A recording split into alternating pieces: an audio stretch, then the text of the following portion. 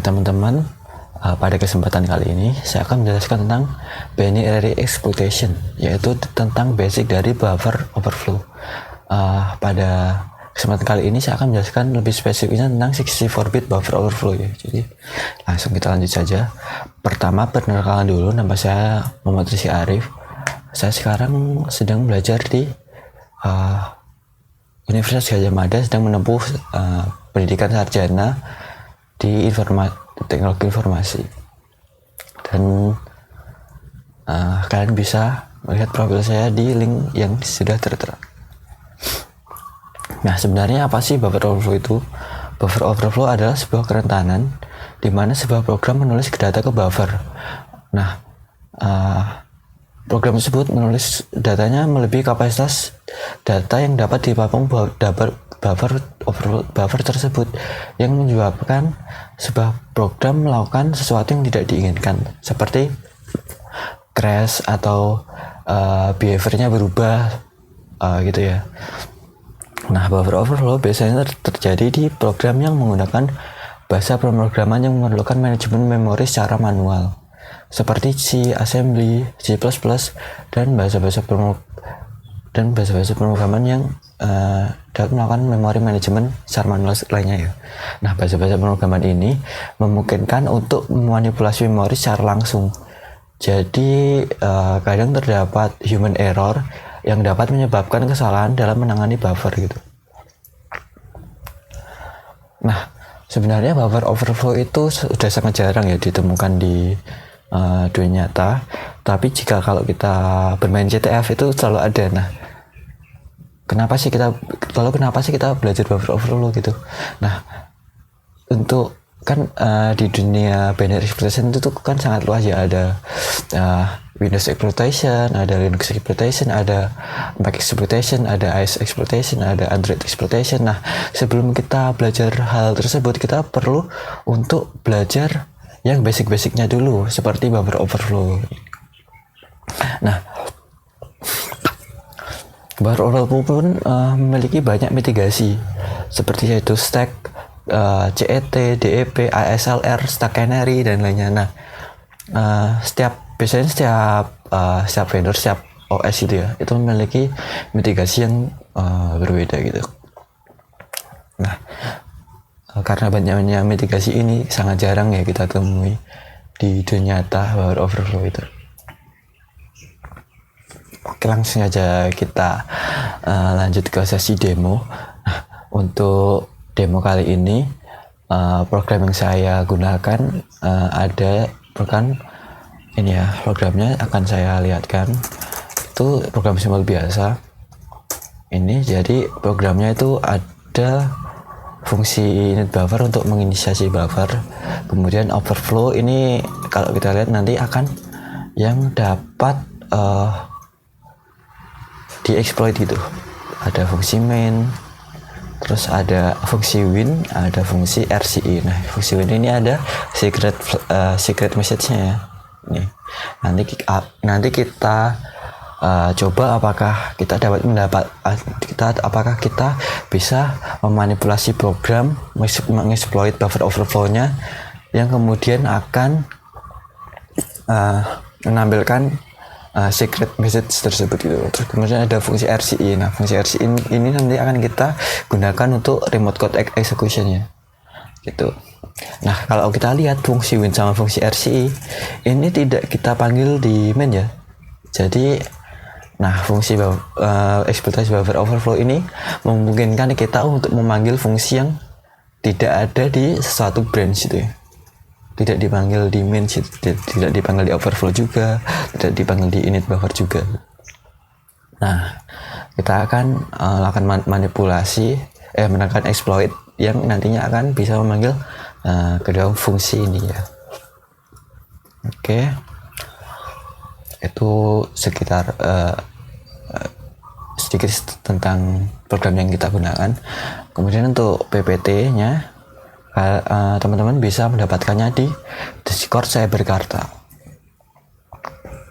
Oke, pertama kita coba run binary-nya ya. Oke, ini Cyberkarta buffer overflow demo.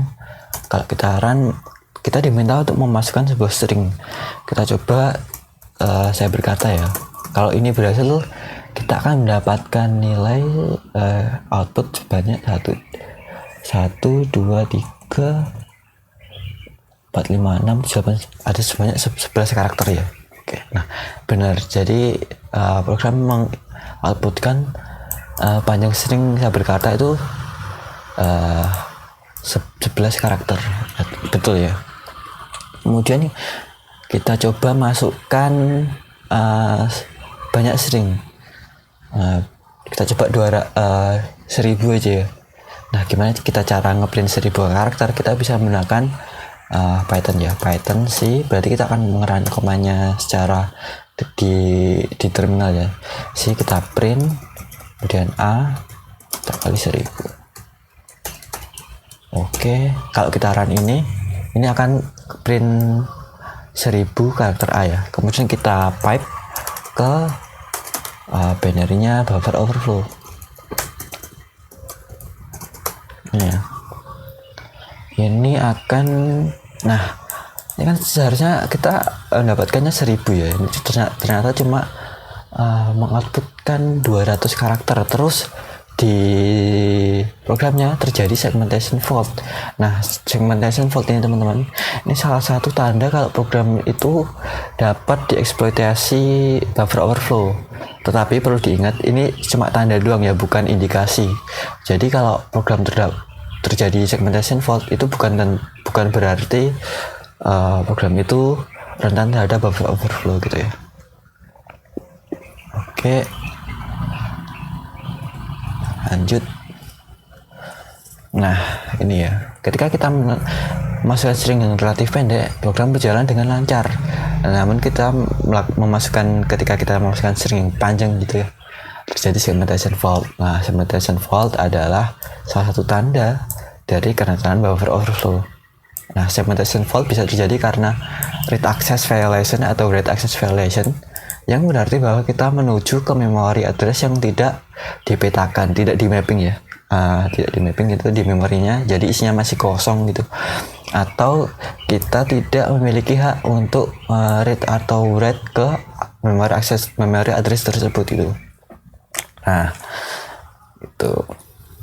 Kemudian kita akan coba melakukan debugging. Nah, debugging ini apa sih? Debugging ini kita mengidentifikasi, menjalankan program step by step untuk mendeteksi di mana sih letak bugnya atau di mana sih letak kesalahan yang terjadi gitu. Nah, saya akan menggunakan GDB ya, atau GNU Debugger. Nah, GNU Debugger ini debugger yang terdapat yang biasanya digunakan di platform Linux ya, di GNU gitu. Nah, untuk misalnya kalau teman-teman pakai turunan Debian ya, kalau turunan Debian bisa pakai sudo apt install build essential. Nah, install build essential ini. Build essential. Terus kemudian kalau teman-teman di Arch Linux bisa pakai sudo pacman, kemudian namanya basedevil ya. Nanti teman-teman bisa dapat package dari itunya, dari GDB-nya gitu. Oke, kemudian setelah GDB terinstall, saya juga akan menginstal plugin bernama Jeff ya. Ini plugin untuk GDB-nya sendiri, biar tampilan GDB-nya itu bisa lebih interaktif gitu. Kalau kita lihat di repo-nya seperti ini ya. Nah, ini untuk melakukan instalasinya bisa pakai salah satu komen dari sini ya. Nanti sudah langsung terinstall itu ya. Nah, Jeff-nya. Oke. Nah, selain Jeff, ada banyak lagi ya plugin untuk GDB yang banyak dipakai. Biasanya ada yang pakai Pondibug, ada pakai Peda GDB di GDB.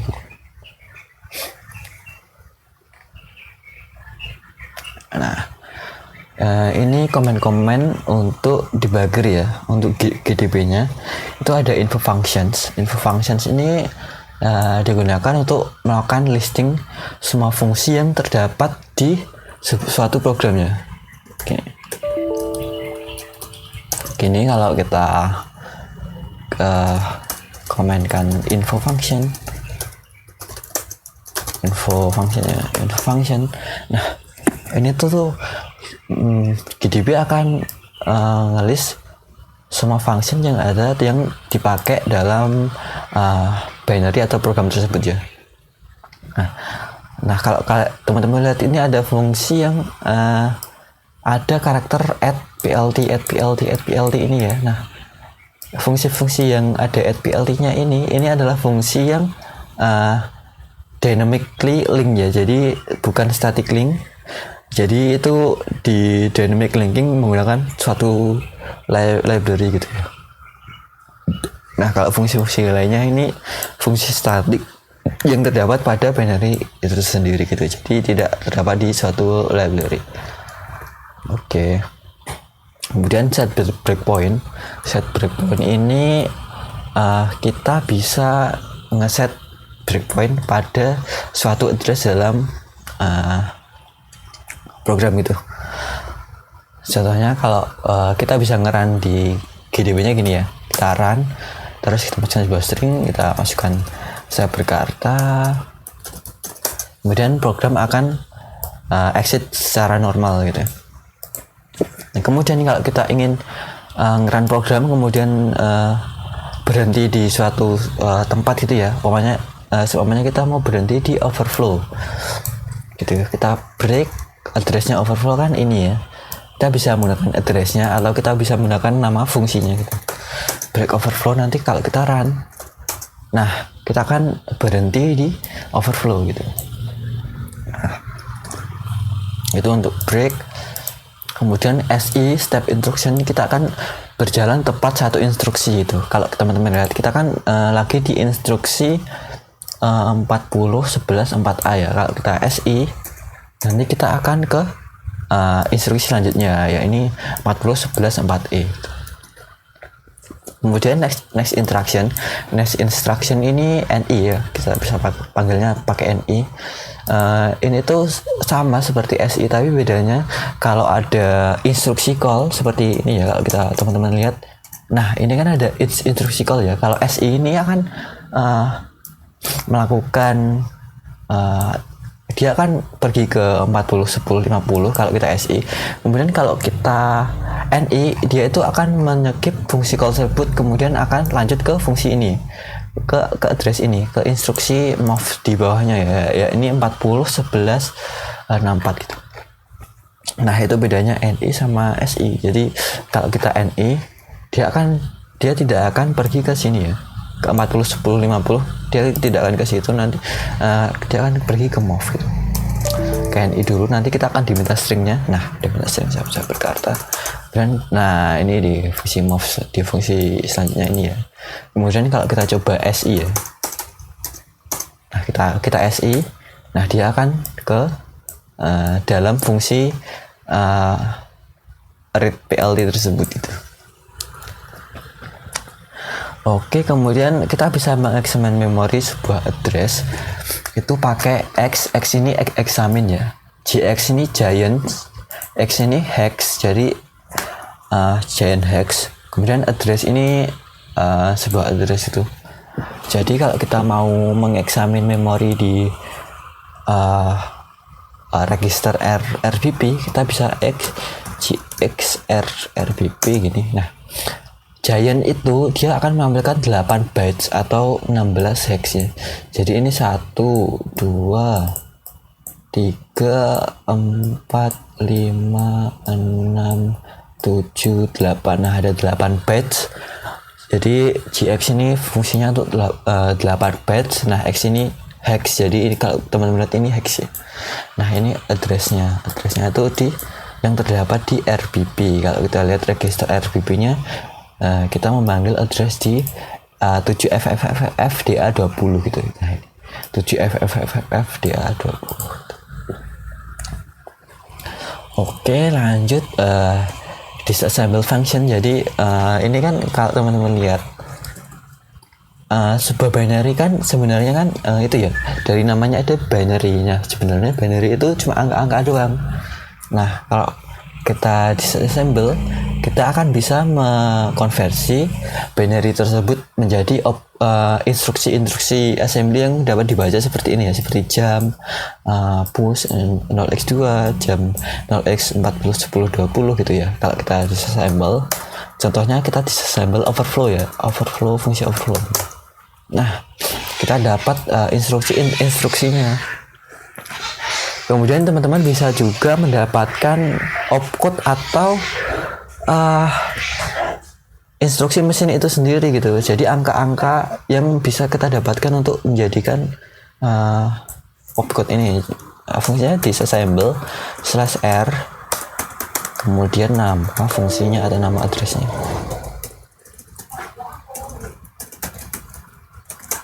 Nah, ini yang tadi saya jelaskan bahasa mesin itu cuma angka ya. Ya ini angka. Jadi angka 55 itu literally push RBP gitu ya. Nah, angka 48 ini dalam hex ya teman-teman. 489 E5 itu move RBP RSP gitu. Nah, itu jadi angka-angka ini akan ditranslate menjadi bahasa assembly.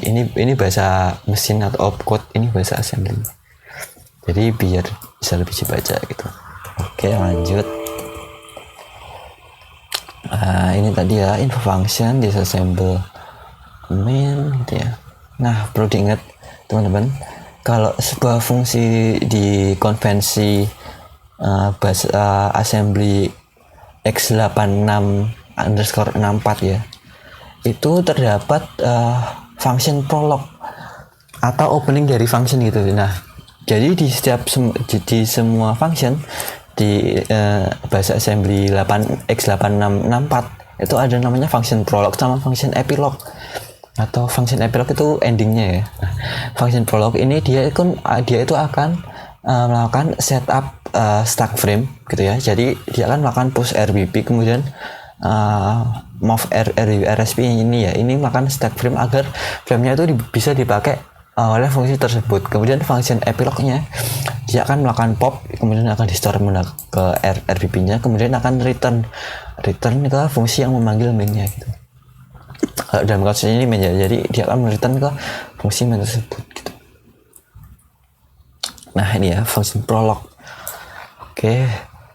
Nah, ini visualisasinya. Jadi seumpamanya tadi kan habis di push RBP, kemudian di move RBP, dia akan ke sini. Jadi RBP-nya akan melakukan pointing ke suatu address yang sama gitu.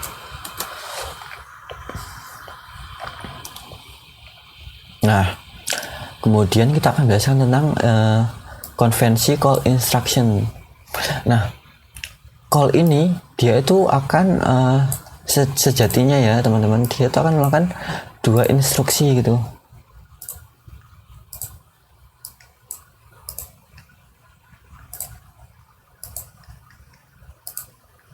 Nah, akan melakukan dua instruksi.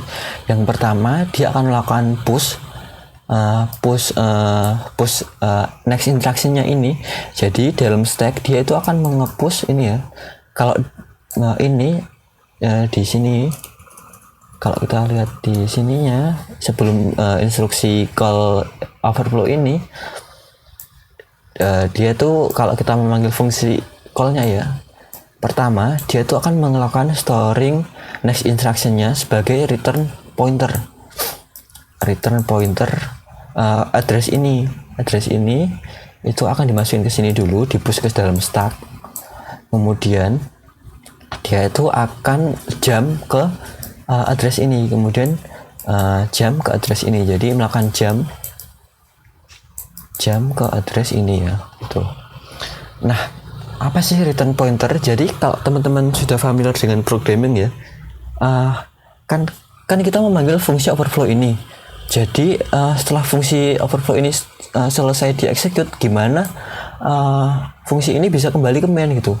Nah, caranya assembly itu melakukan push return pointer tersebut ya. Jadi return pointer di push, jadi setelah overflow ini selesai, instruction pointernya akan menuju ke sini gitu, menuju ke sini gitu. Jadi biar overflow selesai ini tidak ke fungsi lainnya tapi ke fungsi main ini. Oke. Nah ini ya, sama kita melakukan push return pointernya, kemudian kita akan melakukan function prolog yang tadi ya. Jadi melakukan push RBP, kemudian move RBP RSP. Jadi ini melakukan pointing ke sebuah address yang sama gitu. Oke, kemudian kita coba saja.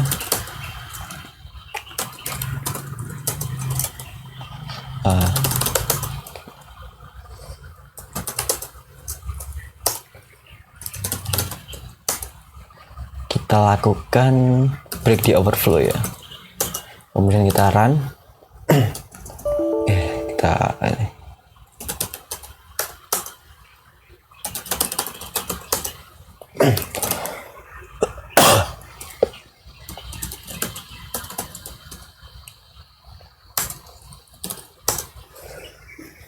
Nah, kalau teman-teman lihat ya, ini sebelum terjadi function prolog, di dalam setnya ini masih ini ada return pointernya.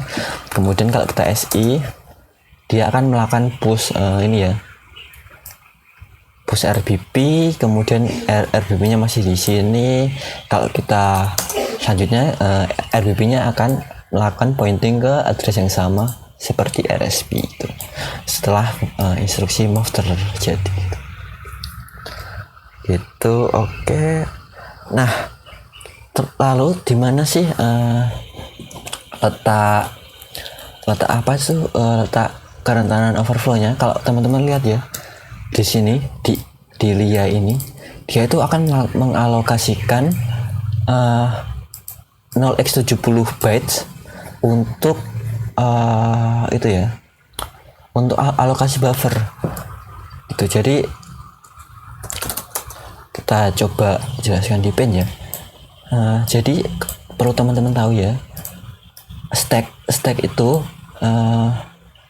awalnya dari low memory address, dari high memory address.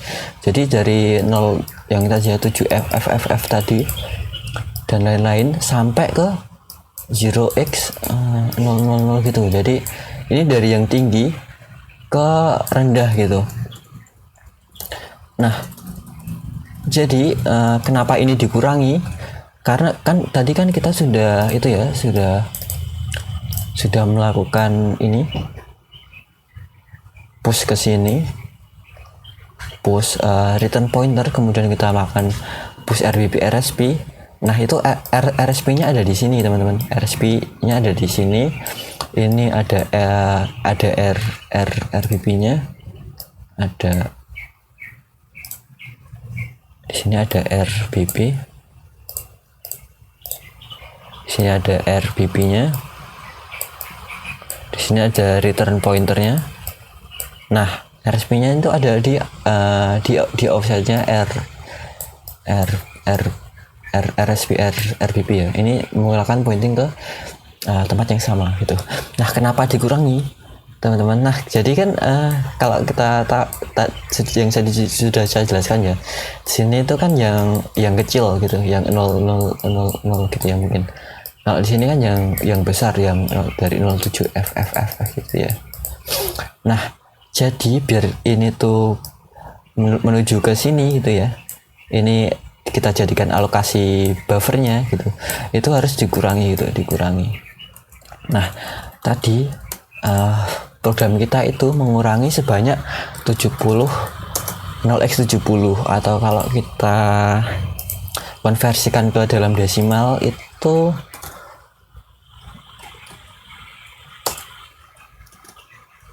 112 ya. Jadi dia itu mengalokasikan 12 bytes 12 batch ini ya, ini sebanyak 12 batch untuk alokasi buffernya. Kemudian teman-teman kalau kita lihat lagi ini di ini ya, di move EDXR 0xCX itu, dia itu kalau mungkin kita bisa lihat dokumentasi dari fungsi read ini ya, dia itu untuk argumen maksimum input size-nya itu dispesifikasikan di register EDX gitu. Jadi tadi kita mengalokasikan ini ya, mengalokasikan 0x70 itu sebagai alokasi buffernya. Kemudian kita mengalokasikan 0x C8 itu sebagai maksimum inputnya gitu. Sama teman-teman tadi ada kesalahan dikit ya. Tadi alokasi buffernya itu di sini di sub, jadi dikurangi 70 batch. Nah, ini juga dikurangi sedikit. Jadi dikurangi 0x70 batch 112 batch gitu. Nah, ini kalau kita konversikan ke tadi ya, kita konversikan ke dalam desimal C8 apa sih C8? Nah, C8 itu 200 dalam desimal itu 200 batch ya. Jadi kalau teman-teman perhatikan, kita itu cuma mengalokasikan buffer sebanyak 112 gitu. Tetapi kita bisa input sebanyak 200. Jadi kalau kita kurangi ya, kita itu kelebihan 88 batch teman-teman, 88 batch yang seharusnya nanti kalau kita itu kan ya, ini kan kalau kita masukkan 120 batch, ini 112 batch, ini itu akan penuh gitu. Jadi kalau kita kita input 88 batch selanjutnya, dia itu akan mengoverwrite stack di bawahnya gitu. Jadi letak overflow-nya itu sebenarnya di situ teman-teman. Ini ya, kalau kita baca di PowerPoint-nya, letak vulnerability buffer overflow terdapat, kita melihat instruksi sub kita melakukan pengurangan RSP-nya, kemudian ini ya, mengalokkan maksimum inputnya yang melebihi alokasi buffernya gitu. Nah gini, oke. Ini ya, karena buffer yang di-set hanyalah 112 bytes, sedangkan kita bisa input 200 bytes karakter, maka kita bisa melakukan override kepada RBP sama return pointer ya. Ini return pointer sama RBP gitu, sama stack yang di bawahnya, stack yang di bawahnya gitu, yang di bawahnya teman-teman.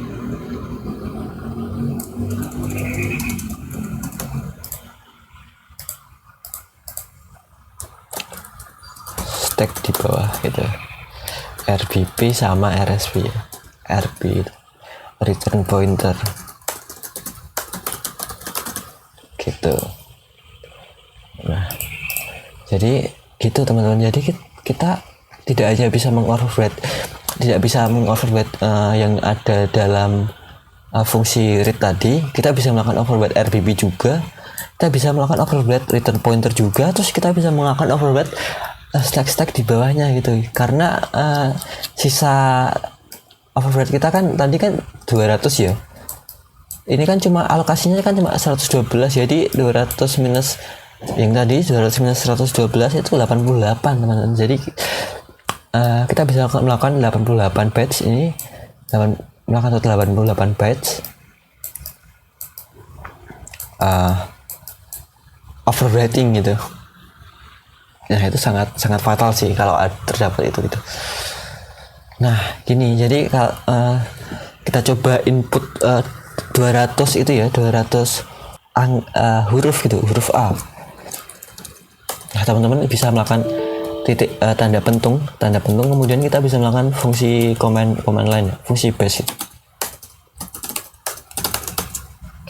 Kita A kali 200 ini ya, kita copy, kemudian kita run programnya.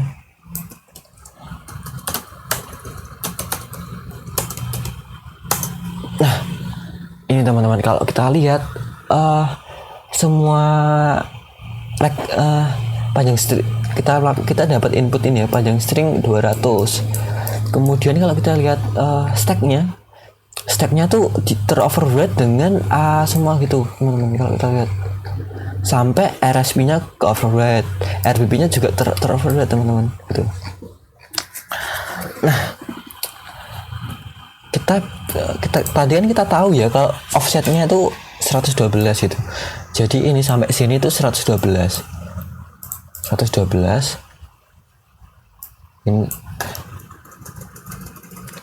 Ini sampai sini tuh 112 gitu ya. Itu 112. Kemudian RBB ini kan 8 batch ya. 8 batch karena ini 64 bit, 8 batch atau 64 bit. 64 bit atau 8 batch gitu ya. 8 batch. Jadi untuk melakukan overwrite return pointernya kita perlu 112 ditambah 8 batch. Kemudian 8 batch ini tuh akan melakukan ini akan mengoverwrite RBB-nya. Kemudian kalau kita ingin mengoverwrite return pointernya, kita tambah lagi 8. Yang 8 ini tuh return pointer yang kita mau gitu teman-teman. Gitu. Nah ini ya. Nah jadi apa yang terjadi, kita input 128 byte jadi karakter A. Nah kalau kita melakukan input 108 byte karakter A, ini semua stacknya akan teroverwrite sampai RBP dan return pointernya, dimana 8 byte terakhir itu ini ya mengoverwrite batch 8 batch return pointernya gitu. Nah kita langsung gunakan eksploitasi ya, kan 8 batch terakhir itu mengoverwrite return address ya. Kita coba manipulasi, kita inputkan 8 batch terakhir itu menjadi address dari, gimana kalau address dari function ya umpamanya, address dari function apa enaknya, win aja ya, function dari win gitu ya. Oke teman, function dari win itu ini ya, 4011 AA gitu ya. Jadi kita pakai Python dulu untuk akan printing 112 byte dikali 120 nih. Nanti 8 byte terakhirnya kita masukin addressnya gitu. Nah ini udah dapat 120 karakter A. Jadi kita bisa melakukan running menggunakan fungsi printf ini ya, printf kemudian karakternya, kemudian kita bisa melakukan escape function dan itu ya bisa nanti kita kasih addressnya. Terus perlu diingat ya teman-teman, ini tuh pakai little endian, jadi addressnya itu konvensi namingnya address ya, pakai format little endian. Jadi kita perlu membalik return addressnya gitu. Tadi apa tadi, si win tadi AA 4011 AA ya, 4011 AA. Jadi AA dulu, kemudian 11, kemudian 40, kemudian 5 bytes yang lain gitu. Gini ya teman-teman. Kalau kita run ini, nah ini 120 bytes ini akan mengoverwrite sampai RBP. Kemudian 8 bytes terakhir ini ada 1, 2, 3, 4, 5, 6, 7, 8 bytes terakhir ini akan melakukan overwrite ke return pointernya gitu teman-teman. Jadi kita coba. Nah kita break tadi di sini, kemudian sebelum ke fungsi call ya teman-teman, kita coba cek address dari return pointernya. Kalau kita teman-teman tahu tadi ya, return pointer kan 8 byte setelah RBP ya. Return pointernya itu masih 40 A11 A3. Kalau kita disassemble,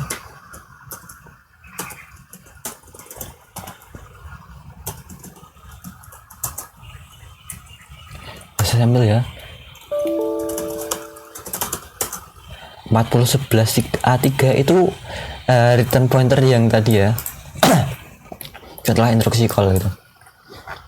Kemudian kalau kita NI, kita coba, nah kita coba jalankan lagi RBP nya.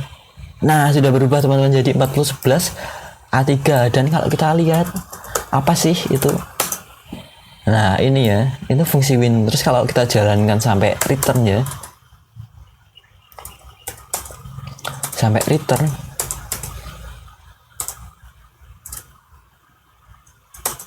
ini. Nah kalau teman-teman lihat, ini tidak kembali ke fungsi main, melainkan ke fungsi win gitu. Jadi nah ini ya teman-teman, kalau kita lanjutkan, kita dapat secret message-nya gitu, dan terjadi segmentation fault ya teman-teman. Oke. Kemudian kita juga bisa mengautomasi instruksi tersebut menggunakan modul pawn ya. Jadi gini, pawn itu fungsinya untuk kita berinteraksi dengan terminal gitu. Jadi kita spesifikasikan dulu actionnya sama else-nya gitu ya. Kemudian kita spesifikasikan prosesnya yang kita ingin berinteraksi. Ini bisa proses, bisa remote ya, bisa remote. Kemudian kita kasih offsetnya di dalam payloadnya. Ini kita akan kasih 120 karakter A. Kemudian kita kasih address dari fungsi win gitu ya. Kemudian kita tunggu sampai masukkan string tadi, kemudian kita send payloadnya gitu. Kalau kita coba run, ini akan terlihat seperti ini ya. Nah ini, masukkan sebuah string, dapat. Kemudian kan tadi kan send line after ya, send line after, kemudian di send ini 4141414141, kemudian sampai 12 40 11 12 tadi ya. Nah kemudian dia pergi ke fungsi win, kemudian dapat stringnya gitu teman-teman. Kemudian kita lanjut kan ini kita sudah bisa berubah menjadi merubah branch-nya dari kembali ke fungsi main menjadi kembali ke fungsi win ya teman-teman. Kemudian kita bisa melakukan RCI. Nah gimana sih RCI-nya? Kan kalau kita lihat tadi di C-nya, di program source code-nya ya, itu ada fungsi bernama RCI. Kalau kita pikir-pikir kan seharusnya ini fungsi itu bisa menimbulkan remote code execution-nya. Jadi kita coba aja. Kita coba cek function RCI-nya. Gini. Nah, perlu teman-teman ketahui, di fungsi RCI itu ada instruksi jam RSP teman-teman. Terus kalau teman-teman tahu ya yang tadi itu, kalau kita tahu ya, jadi kan tadi itu masih ada 88 bytes setelah 122 ini. Jadi kita bisa melakukan, selain kita bisa melakukan override RBP RSP, kita bisa melakukan override di bawah-bawahnya. Jadi ketika return, kan tadi ada function prolog ya, RSP itu akan menuju dari sini ya, dari RBP RSP ini ke, nah RSP-nya nanti kan dari sini, dari situ ke sini ya.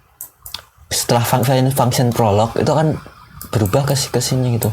Nah ini tuh kita bisa kasih opcode teman-teman, atau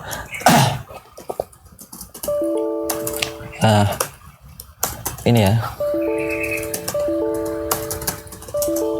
opcode itu fungsi-fungsi ini ya teman-teman. Jadi kita bisa melakukan input opcode tersebut gitu. Nah, kita coba aja langsung. Gini tadi kalau kita lihat printf-nya ya. Nah ini kan tadi ini fungsi win ya. Kita ubah menjadi address di sini ya. Di jam RSP ini aja. Jadi 4011 C9. Kita ini ubah jadi C9, kemudian kita kasih payloadnya.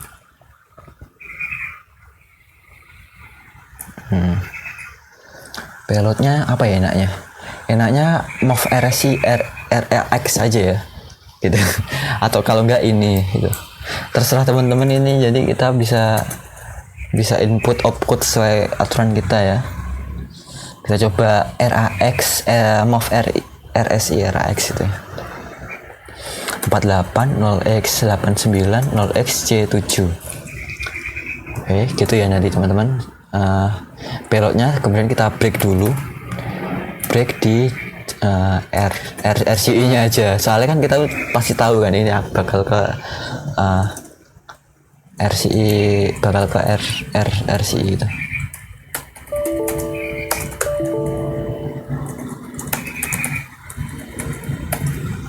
RCI plus 4. Oke, kita run yang ini.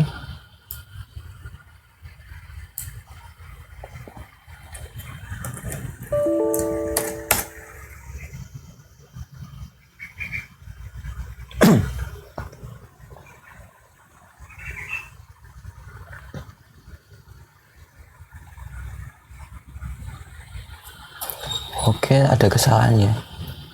Oh ini belum dikasih ini. Oke.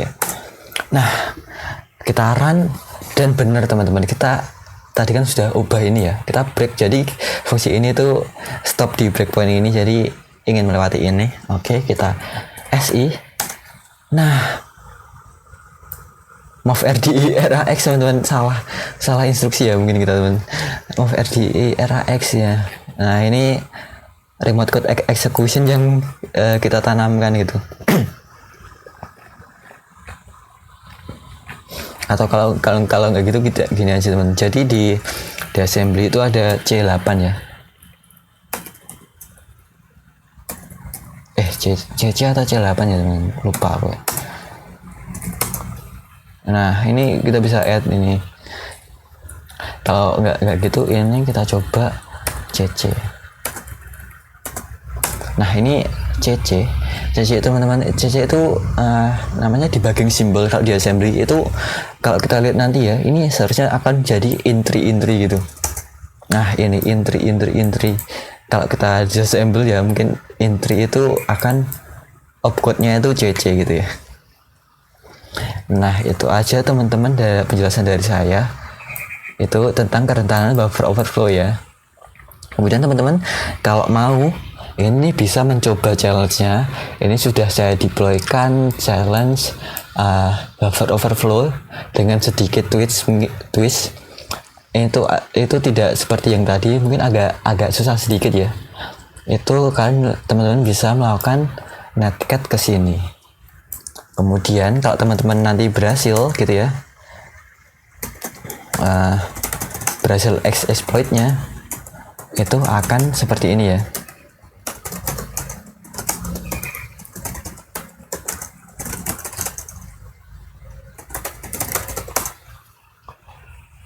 Nah, teman-teman akan mendapatkan akses ke dalam sel dari virtual machine yang sudah saya deploykan gitu. Kemudian teman-teman bisa melakukan ls, kemudian bisa melakukan cat gitu ya. Nah, untuk konten dari flag-nya sendiri, teman-teman bisa coba untuk mencari tahu. Kemudian teman-teman bisa post di kolom komentar gitu.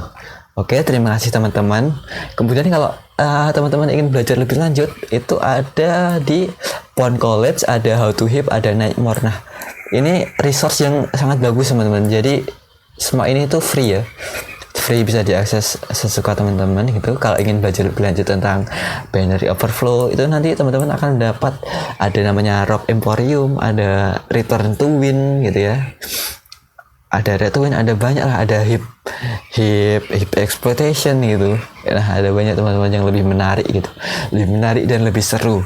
Kemudian kalau teman-teman bisa cek kelas di Cyberkata juga ya. Ini kelasnya sangat bagus ya. Ini ada basic web penetration tester, ada dasar Linux, ada juga Zero Cosium ya. Oke, terima kasih. Kemudian teman-teman juga bisa connect ke LinkedIn saya di jangan sungkan-sungkan ya connect. Kalau mau connect aja, akan saya accept kok. Oke. Nah, di sini ya di linkedin.com/in/muhrisyarif. Oke, terima kasih teman-teman. Terima kasih sudah menonton video ini. Jangan lupa like, comment, dan subscribe. Dan jangan lupa kalau ada waktu self challenge-nya ya teman-teman. Oke, terima kasih.